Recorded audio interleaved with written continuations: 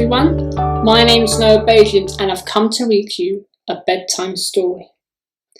The first bedtime story I'm going to read for tonight is The Snail and the Whale, and this one's for you, Lola. And the story is by Julia Donaldson and Axel Scheffler. This is a tale of a tiny snail and a great big grey-blue humpback whale. This is a rock as black as soot, and this is a snail with an itchy foot. The sea snail slithered all over the rock and gazed at the sea and the ships in the dock. And as she gazed, she sniffed and sighed. "The sea is deep and the world is wide. How I long to sail," said the tiny snail.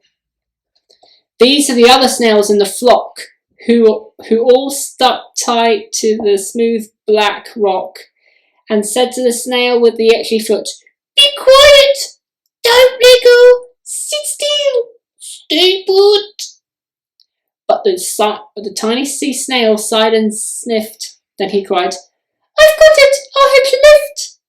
This is the trail of the tiny snail, a silvery trail that looped and curled and said, "Lift wanted around the world!"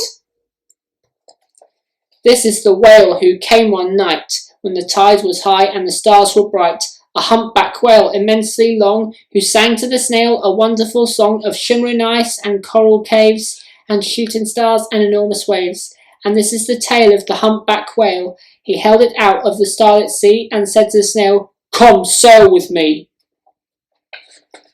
This is the sea so wild and free that carried the whale and the snail on his tail to towering icebergs and far-off lands, with fiery mountains and golden sands. These are the waves that arched and crashed, that foamed and frolicked and sprayed and splashed the tiny snail on the tail of the whale.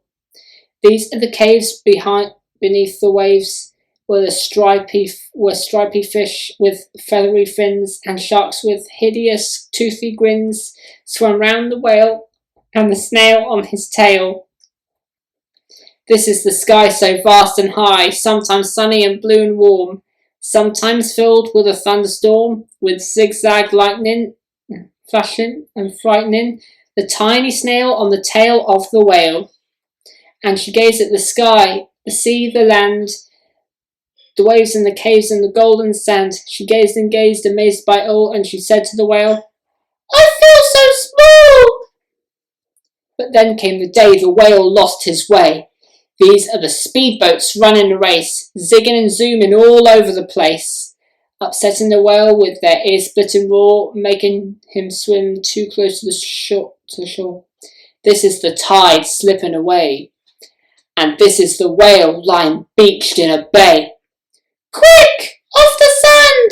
Back to sea!" cried the snail. "I can't move on land. I'm too big," moaned the whale.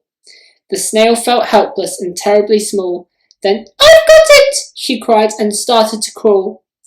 "I mustn't fail," said the tiny snail. This is the bell on the school in the bay, ringing the children in from their play. This is the teacher holding her chalk, telling the class, "Sit straight, don't talk." This is the board as black as soot, and this is the snail with the itchy foot.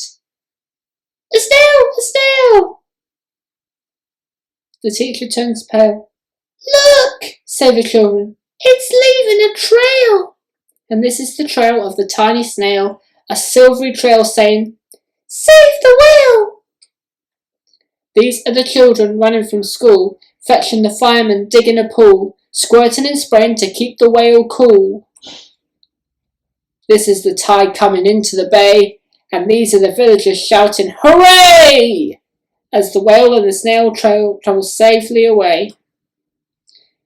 Back to the dock and the flock on the rock, who said, "How's time flown?"